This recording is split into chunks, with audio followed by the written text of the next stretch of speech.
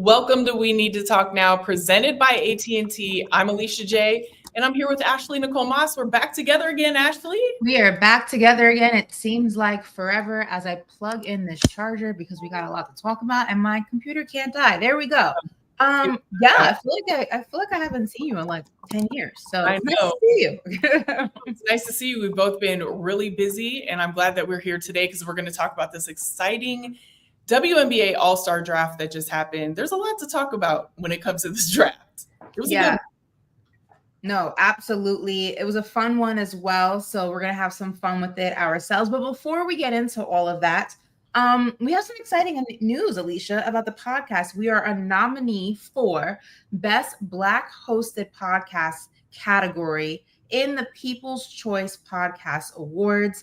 First and foremost, we just appreciate that in itself, even being in the contention to possibly advance to the next round. We just want to thank everybody who supports this podcast and has been watching this podcast, whether from the very beginning, you picked it up somewhere in the middle, or you're new here. We appreciate you. Thank you so much for watching. And to nominate We Need to Talk Now, there is a URL, there's a link, and I'm sure Emma will put that out. There's a QR code right here to make it nice and easy for you. You're going to then scroll down to the Best Black Hosted Podcast category. The whole process, luckily, takes less than 60 seconds. And as I said, that QR code is there, but we will also include a link at the top of the episode description as well to make it nice and easy for you. But again, we just want to thank you guys so much for rocking with us, supporting the pod. And we hope we can continue bringing you podcast award-worthy episodes. Absolutely. And, we're here live right now.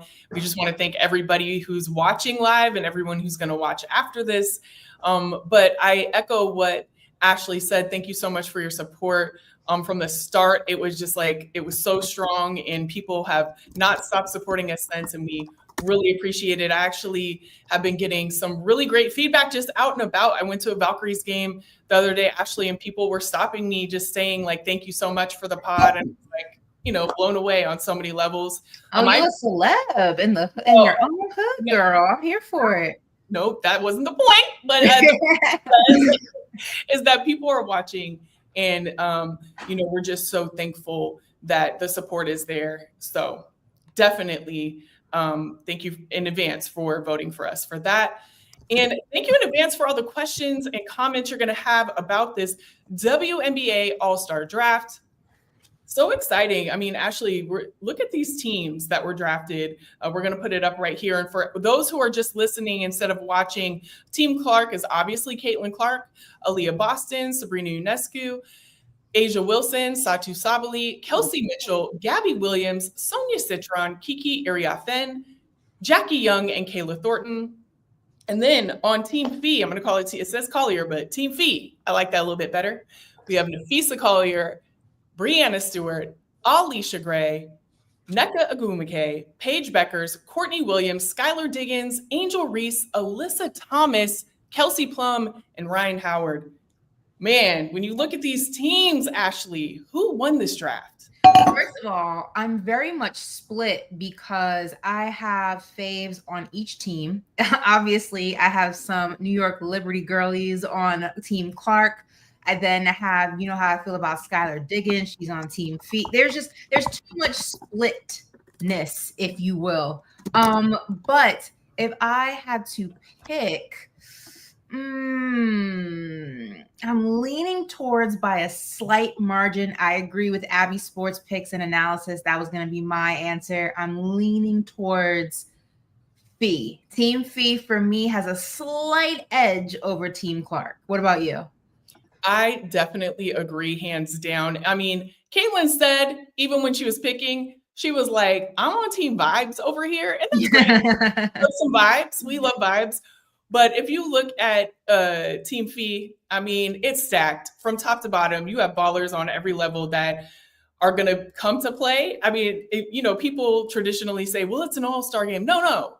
It's serious over in these parts. I don't know if y'all watched last year. I know it was a little different setup because Team USA versus Team All-Star. But when you look at these teams, I mean, I know.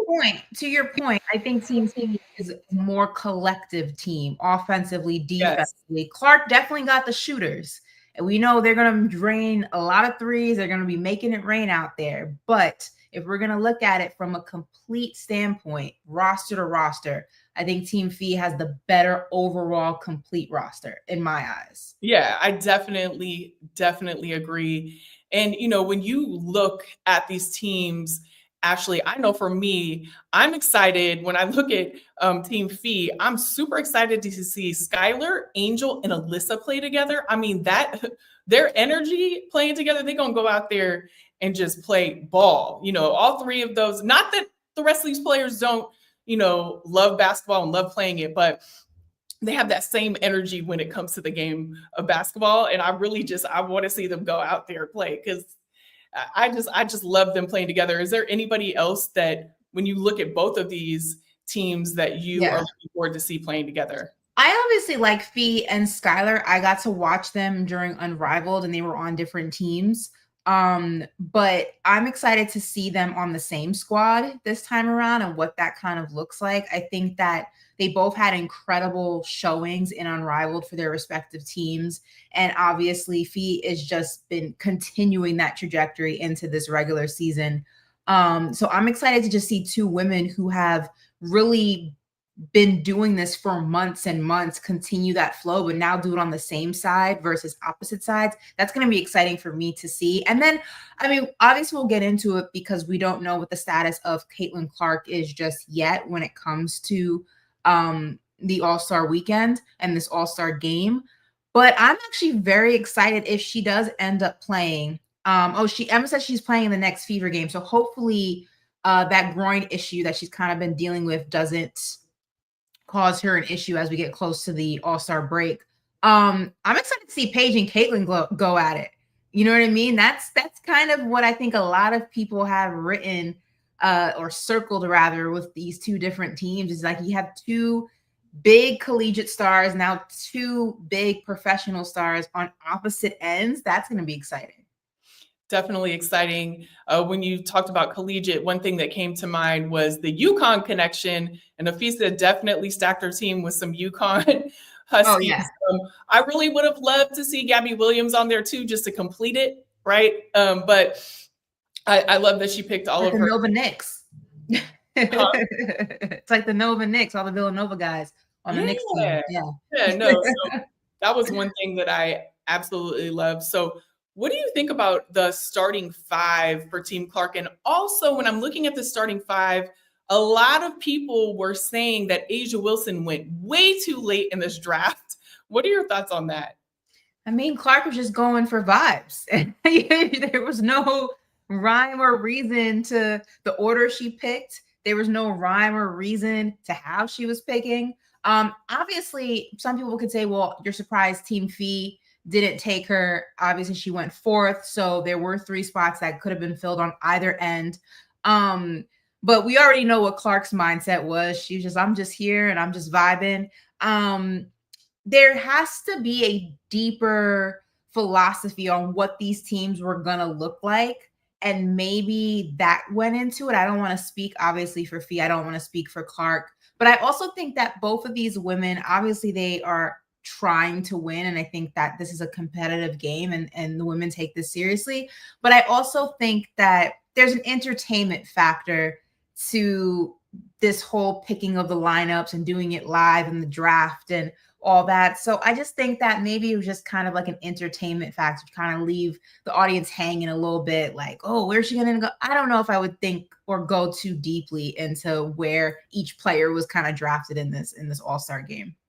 Well, in addition to the draft, there was also a major trade that I wanted to talk about, and that was the trade in coaches. This is the first time since 2019 that this has happened.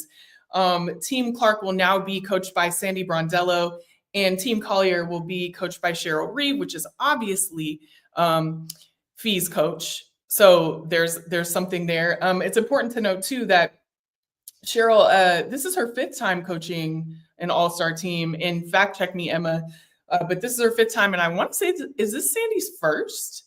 Also fact check me if you can, Emma, but regardless, just a little bit of all-star history there for each coach. But I love that they traded the coaches. Like, yeah, I love that we're doing trades in the All-Star draft to begin with. It's so ridiculously fun.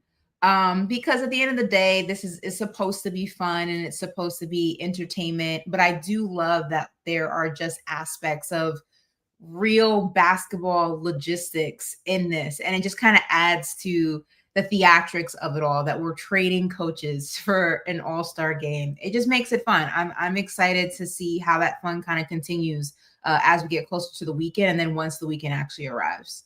Yeah, we've talked about who we are excited to see play when that weekend arrives, but who would you have liked to see on the same team?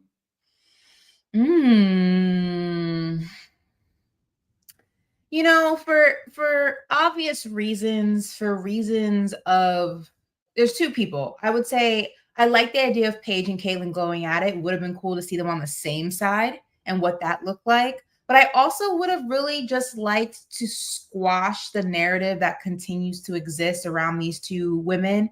And I would have said Angel and Caitlin, because seeing them as teammates, I feel would have squashed a lot of the narrative that, like I said, continues around these two young women, continues around their individual teams. And seeing them both on the same side fighting for the same thing, which is to get a dub, and the bragging rights going into the second half of the season, I think would have been really, really cool to see. And I just think that the fact that Caitlin would have personally selected Angel would have squashed a lot of the noise, or at least we could have hoped it would have squashed a lot of the noise. Knowing how that goes, they probably would have found an issue with that of where she picked her. I don't even know, but I would have liked to see that for sure. There probably isn't any winning in that, right? Like there's always going to be someone to say something, but I definitely wanted to see that too. I thought it would have been a really cool thing. It would have been something that could have been talked about the entire time. And, you know, it, like you said, it would have squashed a lot of narratives for some people, maybe not all, but it would have been really, really great to see that. I also wanted to see A'ja Wilson and Kelsey Plum play again. Like, I think having all of the nostalgia. Yeah, having all of the former aces kind of together would have been really cool because, you know, a lot of people miss that. I'm one of them. Like I miss, you know, that team that won all of those accolades and chips and all that. So it would have been really, really great to see them together again. But we didn't get it. It's okay. It's all right. Yeah. But yeah, just. I don't know. When I look at these two teams, what I am excited for is just a really good game, a really good all-star game, a fun all-star game. And let's see what Abby's sports picks and analysis has to say about it. Sabrina, we see them all the time. That's not fun. Sabrina, well, I'm still going to read it. Sabrina Stewart would be something that I would like to see play together in All-Star Weekend. And we do see them all the time. They just want to chip together, you know. Yeah, I mean, you know, I'm glad it would be fun for you. But, you know, we kind of talked about like, well, no, we didn't kind of talk about it. We said who we thought was going to win based on these two teams. But what do you think the final score will be? Ooh, that's hard for me to predict just because I don't know how intense those first few quarters will be. I don't know if we're just going to be making it rain or we're going to be playing some defense. But I will say this. If it is more like a true game and we don't kind of play around a little bit in the first quarter, second quarter, I'm going Team Phee to win this one. I just think that from a defensive standpoint, from an offensive standpoint, from a two-way standpoint, I just like the players on that roster. I think it's a more complete roster. I think it's a roster that is going to be able to highlight what everybody does well on the court. I do think that Team Clark, because they went on vibes and they got a lot of shooters, I do think Team Phee has a defensive edge. And I believe that even if it's not through the entirety of the game, that defense is going to pick up. And when it does pick up, Team Phee is going to win it. So no final scores for you. I don't know if I could even predict this final score. It's not even something that I'm going to. I will say this. I do think it's going to be over 100 points. That's the game I'm going. That's the type of game I'm thinking is going to happen. I do think we're going to get a game that's over or very, very close, like the high 90s as the final score. Yeah, I agree with that for sure. And I think even though obviously Team Clark is stacked with shooters, like you said, Team Collier has this overall thing going for them, defense and offense. And I think it's going to be close. I do predict that it will be close. Yeah. But at the end of the day, Team Phee is going to edge it out. Brandon Sleep says it's going to be 115 to 111, and Team CC takes it. So the opposite, basically, of what I just said, Brandon. Okay, we'll see who's right. We will revisit that after the game for sure. One thing when I look at these lists, there are some first-time people who are coming to the WNBA All-Star game for the first time. And I love that. I love when people, I absolutely love that. When you look at that list, who stands out to you? Like, who are you excited the most, I guess, because we're excited for all of them, but for the first time All-Stars? I think obviously Paige, you're excited to see someone get their first All-Star. Really excited for Kiki. I just think she's been having a phenomenal season, and we keep speaking about how impressed we are about the Mystics and what they're doing and how they're doing it. And I don't know if it's because the expectations going into this season for them were, I don't want to say low, but the spotlight wasn't as bright because it was going to be a period of growth and learning and development, especially with how many rookies they got in the draft. And the fact that they've been able to just gel so quickly and smoothly and really perform. Obviously, they're not, I don't think, a championship contender, but I think they're a lot further along in their development, in their process, than a lot of people would have anticipated. And honestly, nobody would have been surprised if it was the other conversation that we were having. It's kind of what we all expected. So I think shout out to, the Mystics rookies, Sonia and Kiki, for one, being on the same squad. That's got to be fun. But two, just not only making their first All-Star game as rookies, but also just having a really impressive season in a league that could be very difficult to make that transition from collegiate to professional, especially when you go to an organization, when you go to a franchise that really struggled last season. And it could be difficult to kind of to be fluid through all those moving pieces. And I mean, the Mystics and specifically those two girls have done it so well. My hat's off to them. Very excited.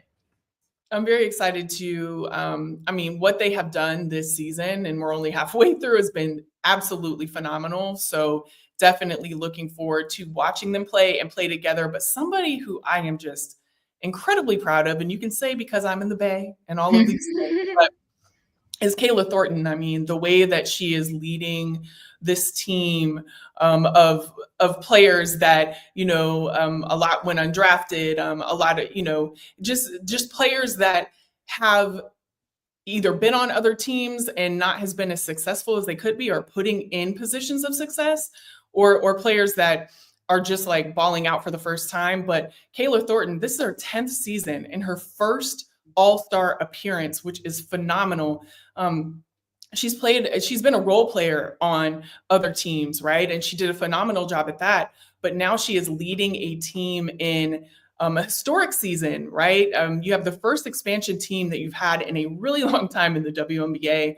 And the success that they're having is phenomenal. And the success that she's having is historic in a lot of ways. So it's great to see her as a first-time All-Star. I mean, in your 10th season, think about that. That is something that not a lot of people accomplish. And I'm just very, very excited to see her play on that All-Star team for sure.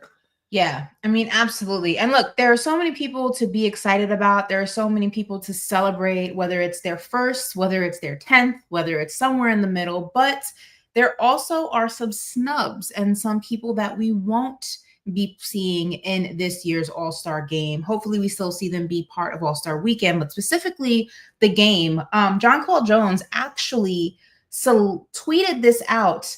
Nothing worse than playing like an All-Star and not being one. With that being said, thanks to all the people who took the time to vote for me, and congratulations to all the All-Stars this year. Now, granted, Jonquel, the games and she has played, obviously playing like an all-star, but the key phrase there is the game she has played. She has missed a substantial amount of time. And I think that is obviously one of the reasons why, or not one of, I think is the reason why she was quote unquote snubbed. Another non-selection this year, Arike, which a lot of people are kind of, taken aback by. This is the first time since her rookie season that she was not selected as an all-star. And we were talking about this off air before we started the live stream. For you, you said it was going to be really weird to watch an all-star game or just all-star weekend in general and not have Arike as an all-star. What did you make of the snub? Oh, I mean, it was definitely a snub. Like Arike should be on this all-star team for sure in my eyes. And it is going to be weird not seeing her on there. We've like you said, she's been on an all-star team since her rookie year. She actually got MVP last year. So it's staggering to see that, she was MVP on the all-star team last year. And then this year she's not even on it. It's not going to be the same. I'll tell you that. It's going to be weird to watch. Do you have any idea, or do you want to make a guess as to what went into the non-selection this year? I think because like with Jonquel, we can basically say it was directly correlated to not playing as many games as some of the other women who have been selected. I think that's a fair assessment to make. And although it may not be fair to her, it may not be something that she likes, I think that it's a reasonable justification as to why you were not selected. But Arike is a different conversation, which is why a lot of people are so perplexed by it. Yeah, it's hard because, this was like the coach's selection, right? And you can see in the selections that they had, even going back to Jonquel, that they selected based on games played. Like that was a lot to them. They did that heavy. And I'm not saying for Arike specifically, but I think that a lot of the coaches too, their first time WNBA coaches or the first time doing this all-star selection. And they just overlooked a lot of people in my eyes. Like, I don't know what was going into it in this case. I mean, you could also talk about Bree Jones, for example, is a big example of this. Yeah, well, save that thought for a second, because for people who are unaware of some of the other snubs, Brianna Jones is one, Kayla McBride, Brittany Skikes, Chelsea Gray, Natasha Cloud, Jewel Lloyd. The interesting thing about McBride, for example, is that her numbers are almost identical to when she was an all-star last year. She's shooting better from the three this season, but the coaches chose Courtney Williams. Brittany Skikes is having a career year in scoring and assists. You have Brianna Jones, who you were just about to speak about, the only player with 7+ double-doubles to not be named an all-star. She's playing better than she did last year when she was an all-star, when she was averaging at this time in the season around 14 points per game, 8 rebounds, and 2 assists per game. And Dearica Hamby on Stevens' snub, Azora Stevens basically said this: whatever about me, but not taking 2 and not including the best player from a below 500 team is crazy.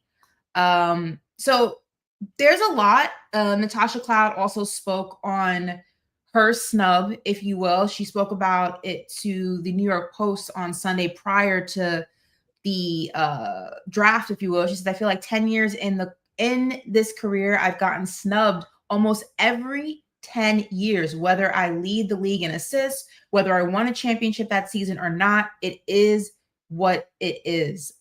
So a lot of feelings, a lot of emotions from the women who weren't selected. But going back to your point about Bree, I mean, hearing what she's doing from a double-double standpoint and the fact that her numbers were better this season from at this point versus last year, what do you make of that snub? Yeah, when we talk about players being overlooked and like maybe players that aren't as popular that you're not hearing about all of the time, I think that factors in, and it shouldn't. It shouldn't. Like, you should absolutely be looking at what they're doing out on the court. Bree Jones should be on this All-Star team. So I think it has to do a little bit of that. I mean, you just heard from Natasha Cloud saying that, she's been overlooked many, many times throughout. And I would agree with that as well. I mean, I think two things can be true at once. Mm-hmm. We have fantastic players in the W, and it's hard to choose, but there's also players that clearly should have been there. I mean, even you look at Brittany Sykes. So yes, I'm so glad that Sonia Citron and Kiki Iriafen are, on this team, but a lot of people, including myself, can argue that Brittany Sykes' numbers are better. She is a veteran in this league. She's leading that team in ways that nobody has before, including getting these rookies in the rotation and doing what they're doing and guiding them. And yet she was not picked, and two of her teammates were picked that are rookies. So there are just a lot of discrepancies that I hope in the future these coaches are looking at, being like, man, we did mess up, and we have to make sure that when we are, picking in the future, and I know it's not just them, but I think that their influence obviously had a lot to do with it. So, they need to look at really why a player should be on there rather than their name or popularity or whatever the case may be, because, not every player that is popular, should be on there. And that's just that. Do you think that maybe it has to do with just how every single season, each draft class delivers a new batch of just star power? And I think it makes it maybe harder and harder for things like this to be quote unquote fair, because there are so many people with star power, and then with star power becomes more popularity. There's so many women who are performing at a high level. Is it an issue of there being not enough roster spots, or is it an issue of there being like a flaw in the voting process? I think it's a little bit of both, right? If you had more roster spots, you could absolutely have more of these players that are balling, like the players that we've mentioned that were definitely snubbed. But then also, I think it does have to do with popularity. I mean, whether it be Natasha Cloud saying it, I would even say a little bit of Arike. Like we all know and respect and love Arike's game, and we know what she's brought to the table. But her team, until Paige got here, wasn't really marketed in the way that it, should have been. And I think she isn't marketed in the way that she should be in a lot of different ways. She's definitely, to me, one of the underrated players in the WNBA, not on stats or anything like that, but just because her name probably isn't said as much as the others. And I don't agree with that either. So, I think that it's a little bit of both. I mean, there's definitely some bias in there. Yeah, that's fair. That's absolutely fair. Yeah, absolutely. So, when it comes to that, I mean, definitely there were some players that were snubbed, and I hate that, but I do think that we're going to see a really good All-Star game, and I'm looking forward to seeing it. And another thing that I'm looking forward to is something that we do every week, and that is Connecting Changes Everything, presented by AT&T.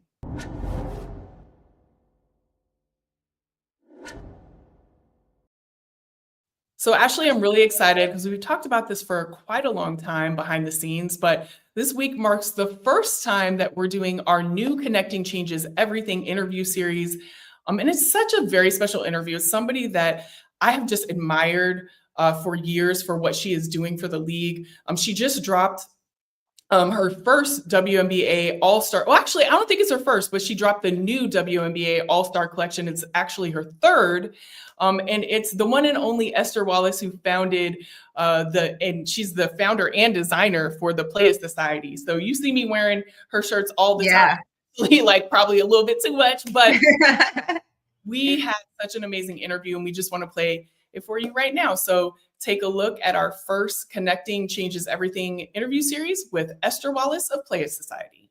We are here with the one and only Esther Wallace. Esther, thank you so much for joining us today. Of course, I'm super excited. Always good to see you. Always great to see you. Well, when I tell you that you have forever changed and continue to change the women's sports landscape, And we're so excited to have you on today to talk about everything that you've done. But let's just start with, how did the Playa Society come about? How? Wow. I don't know how. I feel like I look up every day and I'm like, oh my God, how did I get here? And then now that I have a team, I'm like, how did we get here?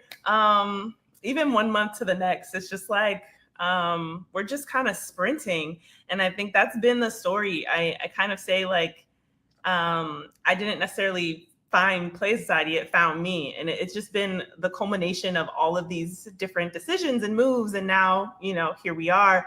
But to not give the, like, sometimes I'm like, I'm just a cliche artist, right? Because everything is just like this discovery and the universe did it. But to be specific in any way that I can, I will say that it was me being an artist and always sketching and walking around with my sketchbook from a young age. In elementary school is probably the first sketchbook I can remember.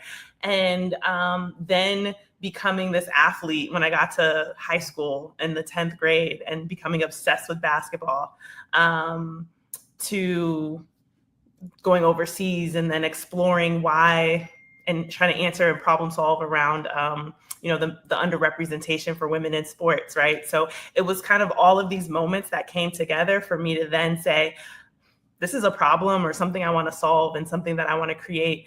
I wanted to create the brand that I felt was missing. And it was a long journey. It's been a long journey. And here we are. And you've done a lot of collaborations, whether it be with the WNBA, we talked about specific players. You've had, collaborations with the Women's Final Four, All-Star, an endless list of collaborations that you've done. Was there like a moment when you collabed with someone where you were like, dang, like, I can't believe I'm doing this. I cannot believe I'm here. Man, I feel like there's definitely a few of those. The one that stands out is the very recently, right as this season was starting, we did the Page DoorDash drop. And there wasn't a lot of time to process that project because it was like so close to drop day where we started. And so for me, it was kind of just like, I had to like work and process everything at the same time. Like I'm working on the design and I'm like, wow, this is for Paige. This is for the #1 draft pick. She just won a championship. And, now we're collaborating on this drop. It was definitely, that was the most exciting way to start the season for sure. And then, getting to do the drop and seeing how amazing it went and being asked still every day, everywhere I go, if people can get that shirt, if we're bringing it back. But that was a lot of fun and it was a big moment. I was going to ask you too, but I won't be the one. I won't be another person. I might have some extras over there. We could talk. I'll throw you massage after this. Well, we're here as part of the Connecting Changes Everything interview series where we're connecting with game changers like yourself.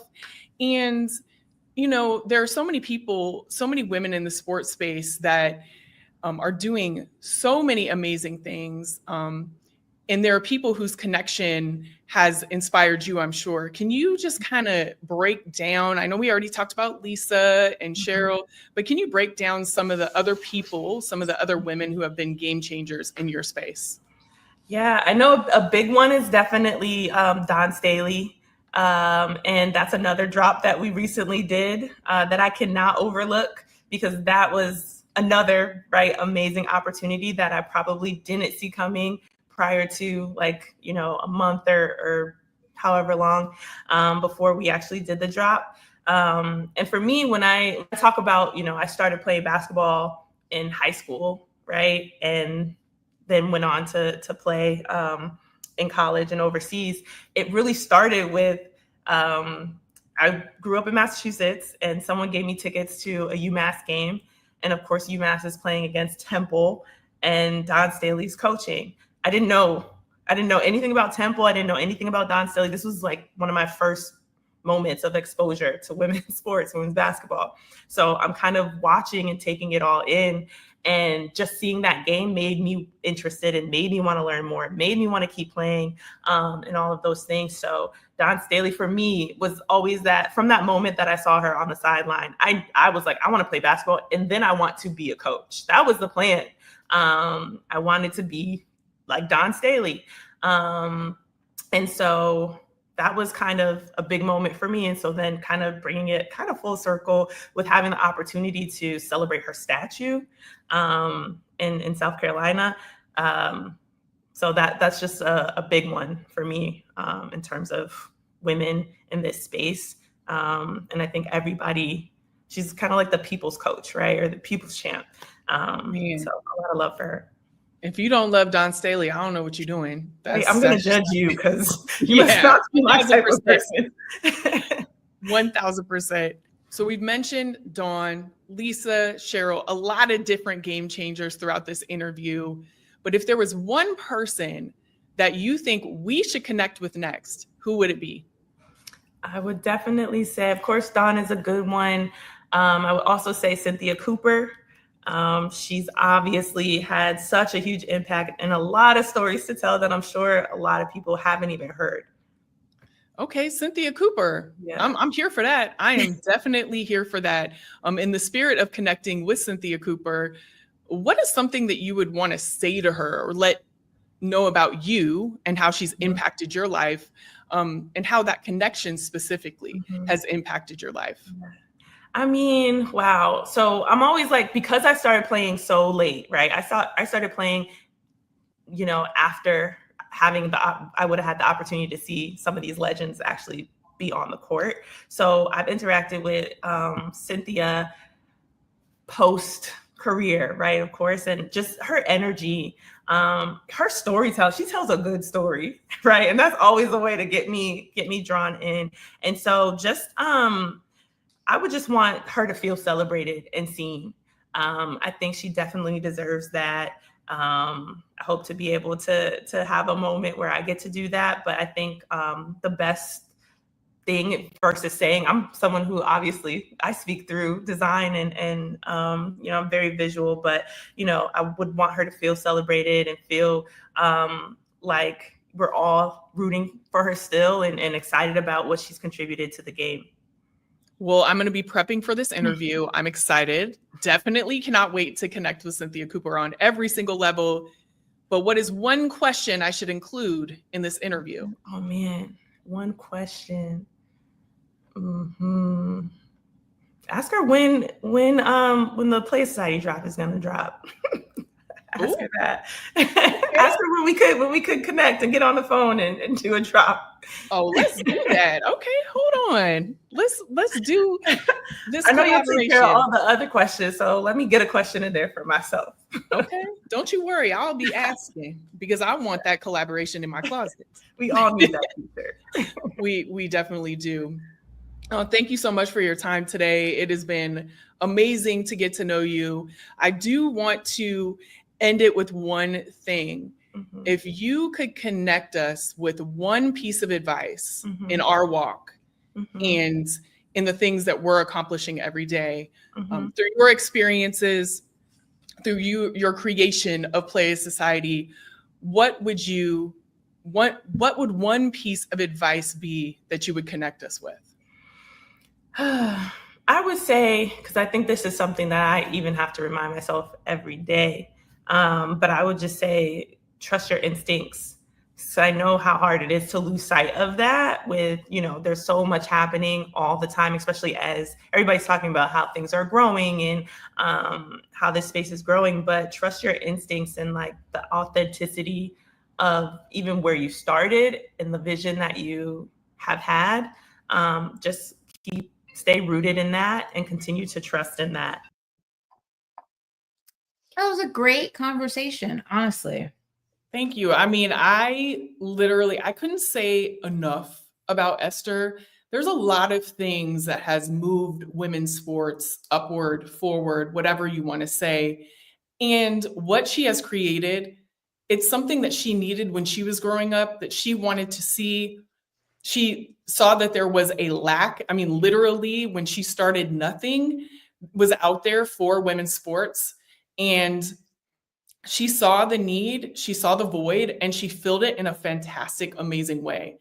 The marketing for women's sports that she does with her line is immense, and it has impacted the game in ways that we couldn't quantify, but it's definitely there.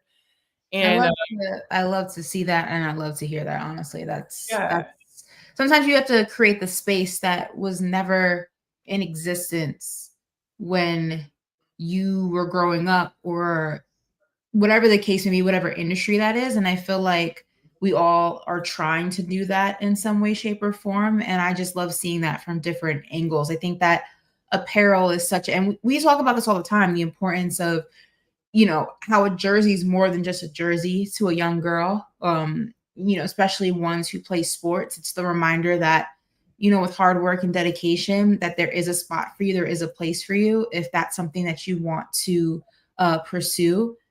And I just think it's important to have merch that represents, encouraging those dreams and encouraging people to do the very thing that we talk about on this show every single day. And I think that's very cool that you got to really dive deep into kind of the ideology behind that. It was very dope. Thank you. And I look forward to one thing with this series that I'm so excited about is a woman connecting us with another woman that has been just influential in this space. And obviously Cynthia Cooper has on every level. So looking forward to interviewing her and looking forward to that merch, because I'm going to get that collab, because I want that. That's right. Before, I know we have something else that we want to discuss, but before, I just want to let everyone know that we're going to take some fan questions at the end of the show about All-Star, everything going on in the WNBA as of right now. So make sure you get those questions in so Emma can queue them up and we can have them ready to go before we wrap up tonight's special edition episode. So get those questions, comments. Maybe you just want to say hi. That's cool too. You can do that as well. Yeah, and actually one of the things that we saw in the comments that we just wanted to touch on is, unfortunately, it looks like A'ja Wilson was injured in some way. Of course, right now, there's no statement from the team. We don't want to surmise about what happened, but she did leave the court with some type of injury. It looked like she landed on her hand.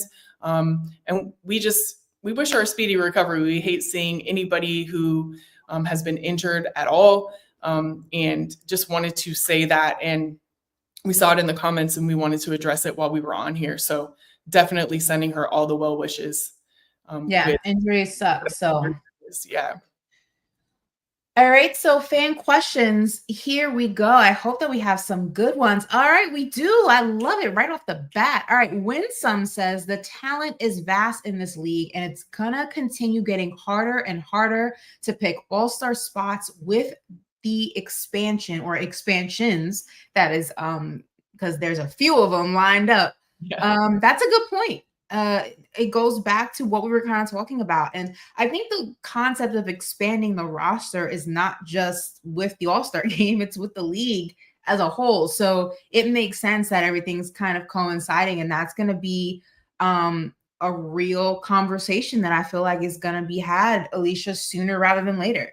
Yeah, we talked about this on the live show that we had on network. The last live show is that there's a lot of things that go into expansion. And this is one of them. You have to think of things like this with picking all-star spots, and, you have more players, more people that deserve the spot, and more, fans thinking that their players deserve it versus, and all of that. And it's just going to get heightened as the rosters expand. So definitely one of the things that I hope that they have thought about as we move into that.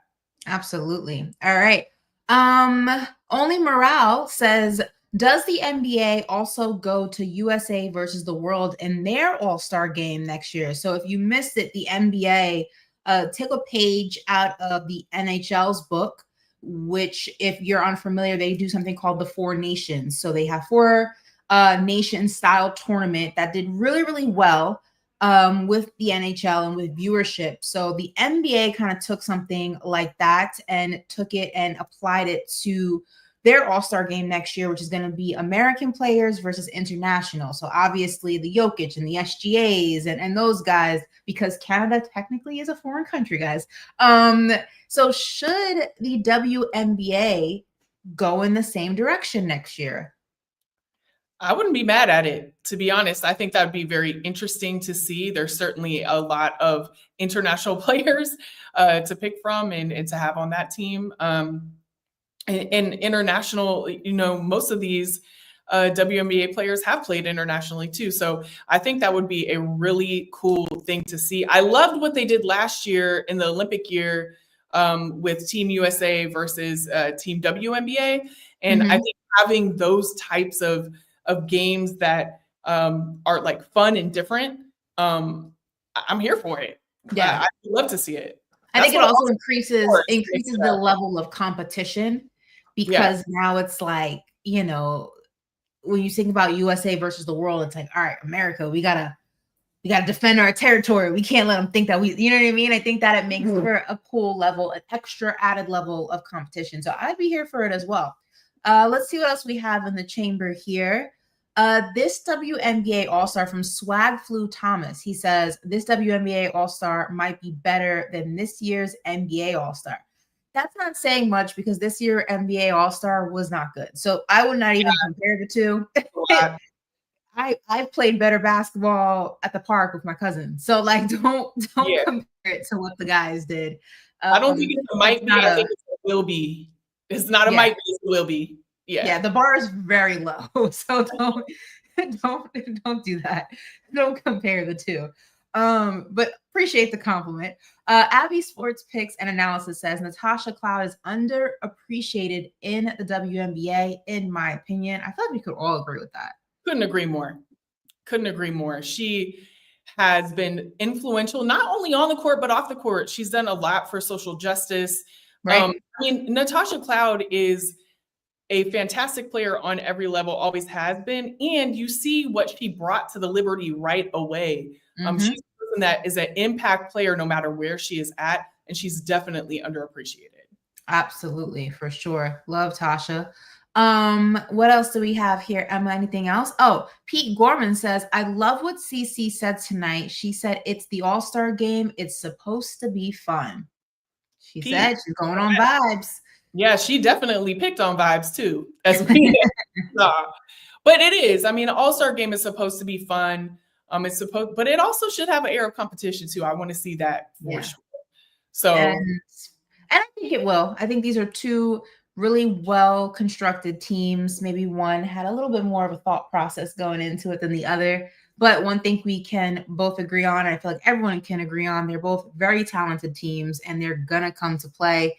And we'll be talking about it, obviously, after that transpires on that next episode of We Need to Talk Now. But before that, there's a lot we're going to discuss and get into before leading the weeks leading up to it.